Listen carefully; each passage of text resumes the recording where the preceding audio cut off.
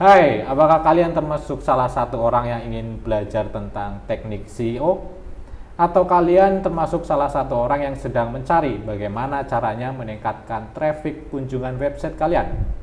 Maka kalian sedang menonton video yang tepat. Selamat datang di Satria Hits. Oke, Satria Hits kali ini kedatangan seorang CEO spesialis yang juga sebagai praktisi IT dan juga dosen di salah satu kampus swasta, yaitu di Universitas Bina Aksara Informatika Kampus Purwokerto. Kita langsung kenalan saja. Beliau ada Bapak Fabrian Fandi Dwi Imaniawan. Tepuk tangan. Selamat datang di Satria Hits. Aduh. Ini pura-puranya nggak kenal, padahal saya udah kenal ya. Nggak usah dibocorin gitu. Okay. Namanya apa, Pak? Fabrian Fandi Dwi Imaniawan ya? Iya. Biasa dipanggil apa? Sayang. Iya. Bukan sayang. Bukan, maaf. Fandi dong, Fandi. Fandi, oke. Mas Fandi ini dia adalah seorang CEO spesialis ya. Jadi bergerak di bidang CEO dan juga praktisi IT dan juga dosen ya. Bisa ceritakan nih awal mulanya bisa kenal CEO dari waktu masih bayi ya, lama nih. Jadi gini, sedikit meluruskan aja Iya, Pak Ragil, iya, bukan CEO tapi SEO. CEO itu ya, lebih ke disclaimer ya. Ya betul, karena kan beda SEO dan CEO gitu beda ya. Jadi kalau biasa kita nyebuti SEO aja gitu lah. Kalau untuk awal mula kenal SEO memang dari SMA, karena kan memang saya SMA itu lebih passion di dunia komputer lah intinya. Terus dari situ main ke warnet satu, warnet lainnya gitu kan, yang modalnya cuma 1.000 per jam. Warnet ini biasanya billing malam nih kayaknya ya. Enggak sih, kalau saya biasanya main tuh di hari-hari libur, hari-hari Minggu paling sih. Ya dari warnet gitulah, dari SMA sejak kelas 2 lah, kalau nggak salah kelas 2 tuh kan kita udah ikutan ekskul gitu kan ya, ekskul. Dulu saya sempat ikut ekskul pencak silat. Wow, anak pencak silatnya anak merpati putih ya? Iya betul. Jurus coba keluarin jurus. Jangan di sini dong, Ragil. Kebetulan waktu itu kan di kelas 2 SMA saya memang lebih suka dengan dunia komputer gitu ya. Suka ngotak-ngatik komputer, dibongkar tapi nggak bisa pasang lagi. Terus install ulang komputer itu pun masih gagal. Ini gitu. masih nyambung sama SEO ya? SEO ya? Itu awal mulanya kan dari saya kenal dengan komputer gitu kan. Terus lama-lama suka nulis artikel. Awal mulanya memang bukan dari SEO langsung ya, nggak langsung terjun, tapi dari menulis terus bikin blog. Nama blog saya dulu ada yang namanya blognya si Imin. Karena memang panggilan saya di SMA itu Imin. Karena memang diambil dari nama belakang saya kan Imaniawan. Dipanggilnya diplesetin jadi Imin. Makanya saat itu saya bikin blog namanya blognya si Imin. Dan tapi nggak merasa itu sebuah apa ya? Istilah ini stigma negatif gitu ya? Iya. Bukan. Kalau Imin dibalik kan jadi Mini ya? Iya. Karena memang waktu itu kan ya masih polos SMA, nggak tahu apa-apa itu bahasa Imin itu apa. Cuman mungkin ada stigma negatif di situ sih. Cuman ya itu malah jadi awal mula saya kenal SEO dari situ, karena suka-suka nulis, terus ikut lomba nulis. Waktu itu lomba nulis di salah satu kampus terbesar di Jogja. Kebetulan juara 4 atau harapan 1 lah ya. Pesertanya berapa? 5? Oh enggak, itu hampir berapa ratusan lah pokoknya. Dan itu sebenarnya bukan pure artikel saya memanfaatkan orang lain gitu ya. Terus? Yang memang suka dengan menulis. Saya minta diposting di blog saya, terus saya ikutan lomba, alhamdulillah menang, dan itu hadiahnya iPad Nano yang kayak MP3 itu loh, yang pemutar musik. iPad Nano. Pernah nggak? Iya pernah saya. Iya Apple, kan saya pernah ngalamin ini yang segini ya. Iya betul, itu pokoknya merek Apple. Waktu itu nggak saya pakai tapi saya jual. Berapa itu dulu laku berapa? Itu waktu itu 16 GB kalau nggak salah ya. Itu 750.000. 750. Ya lumayan lah waktu itu kan 2000, berarti saya ke SMA 2000 apa ya? 2010 atau 2007 ya, saya lupa. Punya waktu itulah. Ya itu awal mulanya kenal SEO memang dari ngeblog, terus cari tahu kok ada kontes SEO gitu loh. Itu kontes SEO ternyata kontes untuk menaikkan ranking di penelusuran Google melalui dengan kata kunci yang tertarget. Oh. Jadi itu tadi pengalaman Mas Imin ya, dari awal mula kenal SEO sampai ikut kontes. Jadi secara sederhana berarti SEO itu apa? Secara sederhana ya cara ataupun teknik ya, teknik menaikkan kata kunci tertarget di halaman penelusuran Google. Untuk website tertentu? Iya, untuk website tertentu. Oke. Jadi nanti ditulis ya di bawah ya. Boleh. Dari pengertian SEO-nya apa ya. Lalu apalagi? Saya mau tanya apa lagi? Nanti saya mikir dulu nih tanyanya. Lalu pertama kali yang harus dilakukan kalau kita ingin belajar SEO apa? Yang utama itu kita harus bisa nulis. Intinya di situ karena kan ada yang bilang konten is king ya kan. Karena dari konten itu kan kita bisa muncul ataupun menampakkan web kita di halaman penelusuran Google. Nah, untuk awal mula yang pertama tadi menulis, terus punya blog. Blog itu dalam artian nggak harus kita beli domain ya, karena kan domain apa namanya? Ini kan ada biaya sewanya, biasanya per tahun tuh kalau domain. Kalau dulu saya tuh punya blog namanya vandimin.blogspot.com. Itu pun sampai sekarang masih bisa diakses sebenarnya, cuman udah nggak kepake gitu. Ada vandimin.blogspot.com, ada vandimin.wordpress.com. Vandimin itu kan Vandi namanya Imin gitulah intinya ya. Nah, itu memang awal mulanya memang harus punya artikel, terus punya blog buat tempat publik atau publikasinya. Setelah itu kita belajar apa ya istilahnya ya. Jadi kalau di dalam artikel blog itu ada strukturnya. Ada kalau misalnya kita tahu kan ada di Word itu kan ada heading 1, heading 2, heading 3 dan seterusnya. Itu sangat pengaruh di dalam SEO-nya. Oke, jadi tadi hal dasar yang harus kita lakukan kalau mau belajar SEO itu pertama adalah punya blognya dulu ya. Ya, betul. Lalu kedua kontennya ya. Nah, ini kita luruskan nih karena banyak orang yang sebenarnya salah kaprah nih dalam membedakan atau mengartikan blog itu apa lalu website itu apa. Ini bisa dijelaskan dulu nih, blog itu apa, website itu apa. Kalau blog itu sebenarnya banyak yang emang salah kaprah gitu ya. Kalau blog itu biasanya lebih ke awal mulanya tuh blog itu dibuat untuk kayak semacam diary gitu. Jadi catatan si penulis asli gitu. Jadi nggak bikin kayak informasi. Kalau sekarang kan udah hampir kayak apa website Tribun News, detik.com itu kan semua bukan berita tok lah. Maksudnya ada artikel tentang informatif, artikel pendidikan dan lain sebagainya. Nah itu, jadi kalau blog itu sebenarnya dulunya itu hanya sekedar catatan kayak curhat kita di blog itu. Kalau web dulu itu lebih cenderung ke kayak company profile gitu, dan bukan yang .blogspot, bukan yang .wordpress. Kalau dulu ya, kalau orang berpandangan tuh kalau website itu udah .com, udah .co.id kayak gitu. Cuman kalau secara ini website ya kumpulan, kalau secara apa sih ya, kalau dari pendidikan, kalau di kampus BSI itu kan ada pemrograman. Sebenarnya itu kumpulan dari bahasa pemrograman kan kalau website gitu. Kalau sekarang ya kalau istilah blog ya mencakup semua, nggak cuma blogspot.com tapi .com, .co.id itu sekarang namanya juga blog.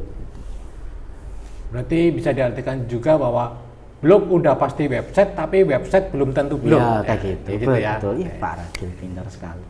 Lalu selanjutnya nih, itu kan tadi hal dasar yang harus kita miliki atau kita punyai untuk mau belajar jadi SEO ya. Lalu SEO yes. SEO ya kan? Lalu selanjutnya setelah itu apa? Mengerti apa dulu nih setelah punya blog, setelah bikin konten, berarti apa dulu setelah itu? Mungkin saya jelasin dari tahapan pembuatan blog kali ya. Kalau pembuatan blog itu kalau misalkan ya, kalau teman-teman di sini mungkin masih low budget gitu ya, mungkin dari dari domain belum bisa menyewa selama setahun gitu, ataupun hosting gitu ya, apalagi kita bicara hosting karena kan domain hosting. Jadi kalau istilahnya domain itu alamat webnya, alamat blognya. Kalau hosting itu tempat buat naruh folder-folder ataupun file-file webnya gitu atau file blognya. Ini kan dua domain dan hosting ini kan kita perlu sewa. Ya, sewanya tuh kalau hosting ya, hosting itu bisa per bulan, per 3 bulan, per 6 bulan atau per 1 tahun ataupun per 2 tahun, 3 tahun bisa. Tapi kalau domain itu biasanya per tahun. Itu pasti per tahun, 2 tahun, 3 tahun, kelipatan 1 tahun lah. Itu domain dan itu perlu budget ya. Tapi kalau misalkan teman-teman di sini belum punya budget banyak gitu ya, kalau belum punya budget banyak ya paling gunakan itu tadi yang blog gratisan kayak WordPress, Blogspot. Nah, kalau misalkan kita bicara tentang Blogspot dan WordPress, memang beda platform nih. Jadi dari sisi template pun beda, dari sisi apa sih namanya tampilan UI UX-nya tuh beda ya. Tampilan webnya intinya.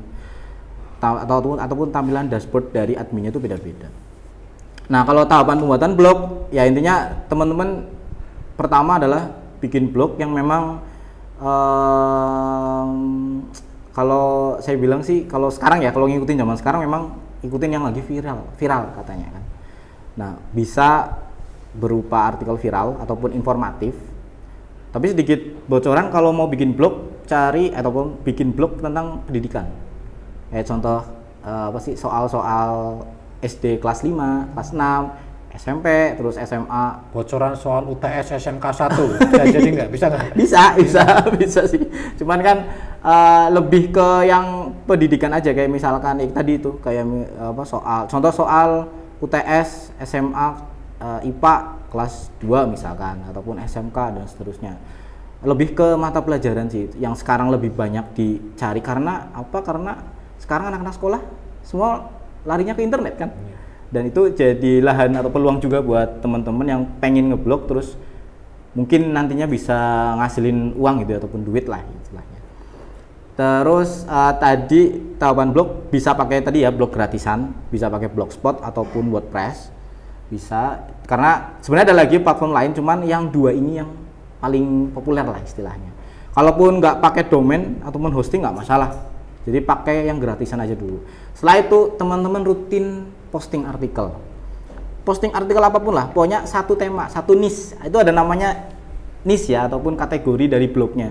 Entah kategorinya itu tadi yang saya bilang pendidikan, entah kesehatan, entah curahan hati gitu ya, ataupun yang lainnya, itu bebas.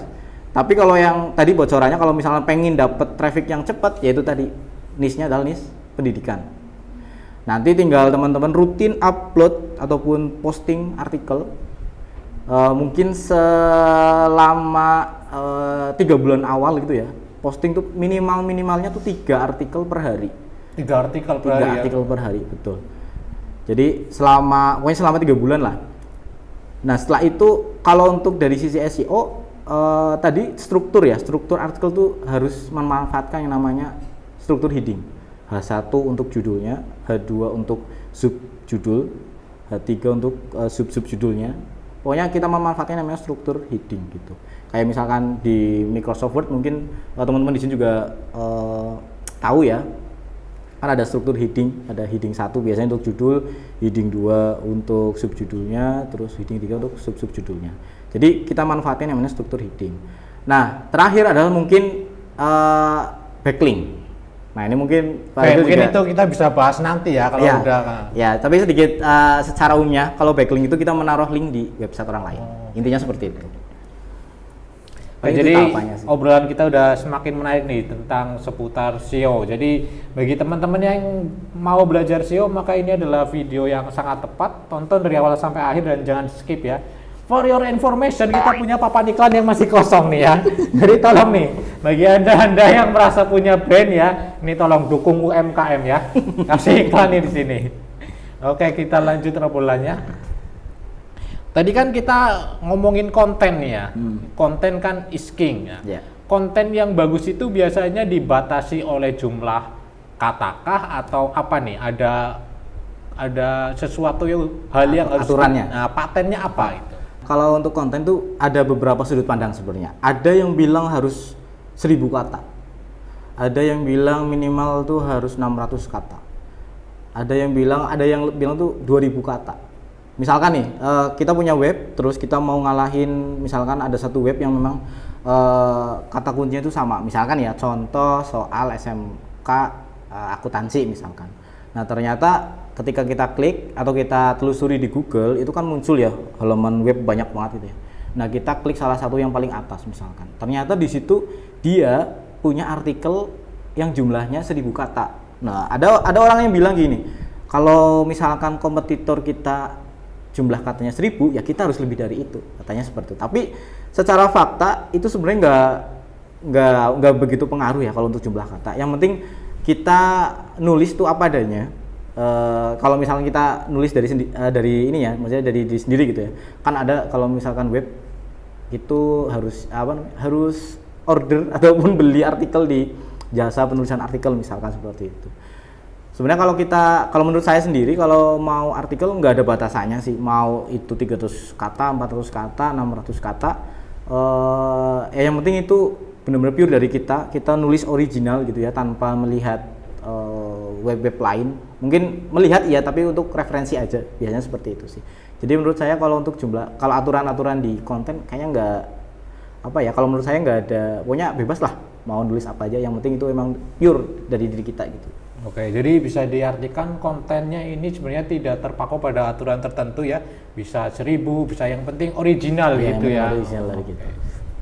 Lalu selanjutnya nih, kalau kita menekuni suatu kan, kalau terus-terusan ditekuni ini kan pasti karena ada hasilnya gitu kan ya. Tidak mungkin ditekuni terus-menerus kalau tidak ada hasilnya gitu. Nah, kira-kira si SEO ini hasilnya apa itu? Kalau SEO tentu yang pertama adalah tujuannya adalah traffic ataupun kunjungan. Kalau misalkan web kita, misalkan nih kita ketik nih di internet ya atau Google Kampus Purwokerto, itu muncul nomor 1. Ini juga teman-teman bisa coba aja diketik di Google ya, Kampus Purwokerto. Ya, coba sambil testing pasar ya.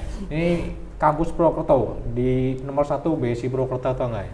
Nah itu nanti ada hasilnya kan, ada kalau nggak salah itu masih ada blog Bintang Sekolah Indonesia, dan itu kebetulan saya salah satu pengelolanya, dan juga dari bsi.today itu pun keluar muncul webnya, dan itu juga salah satu pengelolanya, saya salah satu pengelolanya juga. Nah itu adalah membuktikan bahwa teknik SEO itu benar-benar bisa dilakukan gitu terhadap beberapa web, ataupun salah satu web ataupun 2 web itu bisa kita terapkan di web tersebut.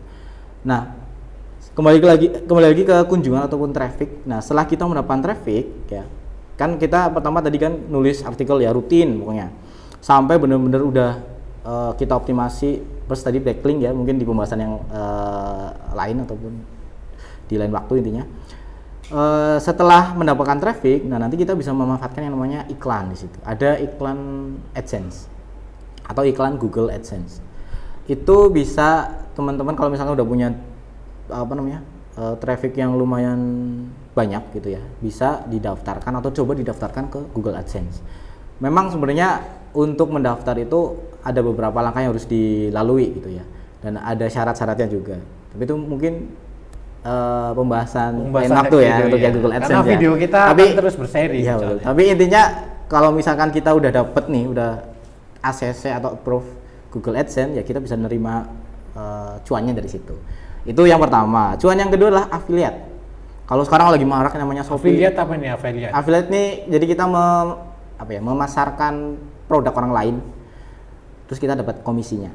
Nah kalau sekarang tuh lagi rame namanya Shopee Affiliate. Dan ini mungkin ada pembahasan lagi di lain waktu. Ya, di lain waktu untuk kita Shopee Affiliate ya. Dari Shopee Affiliate, mungkin teman-teman yang suka belanja online kan pasti sering lihat lah iklan-iklan tentang Shopee Affiliate. Nah, dari kita memasarkan produk, misalkan kita share-nya di WhatsApp, di Facebook, di YouTube, itu kalau misalnya ada yang klik iklan kita tuh, otomatis walaupun dia nggak belanja, tapi belanjanya nggak di hari itu ya, misalkan belanja 3 hari selanjutnya, itu akan terekam di sistemnya Shopee, dan itu akan menghasilkan komisi untuk kita. Walaupun sebenarnya untuk affiliate ini nggak terlalu banyak ya, mungkin ribuan doang lah. Kayak misalkan harga produknya 100.000, paling 10%-nya lah, 10%, berarti ya, 10.000 itu maksimalnya biasanya segitu. Cuman kan kalau misalkan dikali 100 kan lumayan ya. 100.000 ya. Dikali 100 ya 1 juta dong. Ya. Matematika saya jelek emang sih. Gitu, nggak pernah masuk ya. Iya. Nah, setelah tadi AdSense, jadi kita bisa memanfaatkan AdSense kalau misalnya kita punya teknik SEO ya, punya cara-caranya, ataupun kita sudah punya blog yang bertraffic atau punya banyak kunjungan. Ada AdSense, ada affiliate, ada juga content placement. Content placement ini apa? Content placement itu ada orang yang mempublish artikelnya di web kita ataupun di blog kita. Nah, itu kita pasang tarif nih di sini. Jadi misalkan nih ada orang dari media, misalkan katakanlah dari media Detik lah ya istilahnya.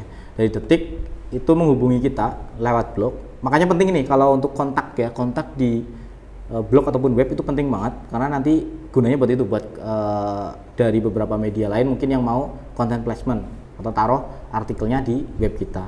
Nah itu bisa macam-macam nih. Nah ini lebih banyak ketimbang affiliate.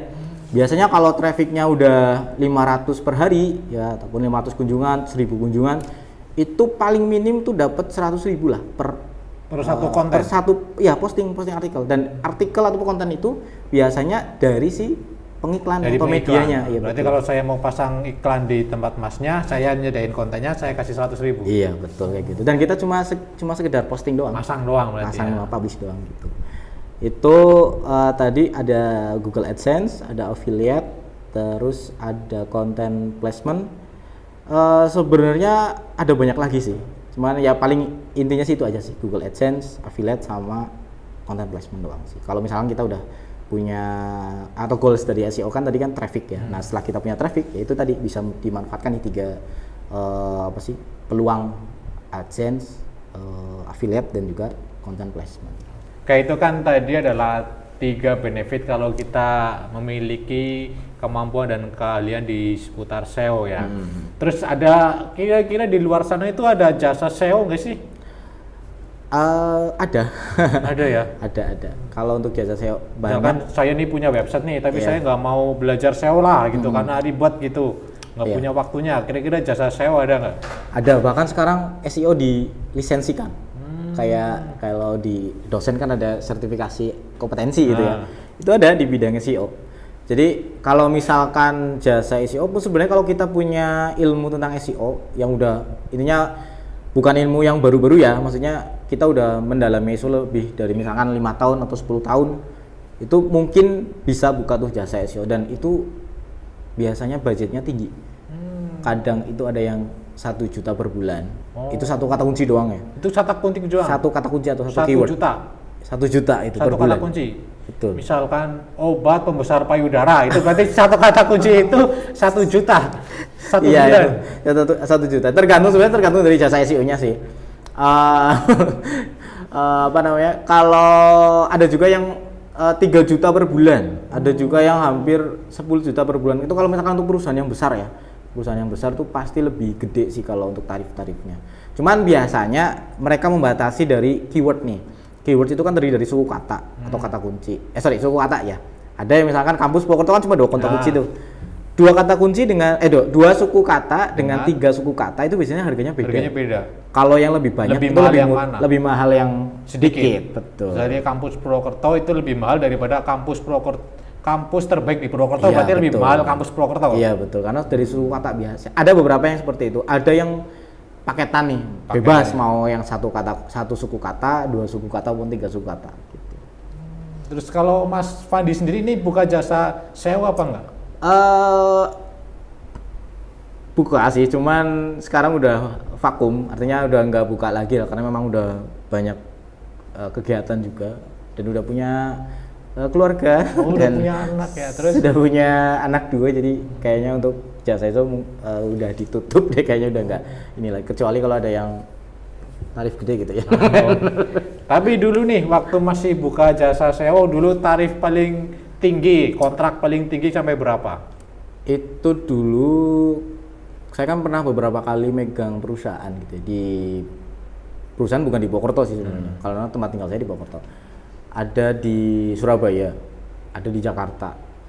Kalau dulu di Surabaya itu tentang jasa ekspedisi atau pengiriman barang. Kalau di Jakarta itu tentang rental mobil mewah, toko bunga juga pernah di situ.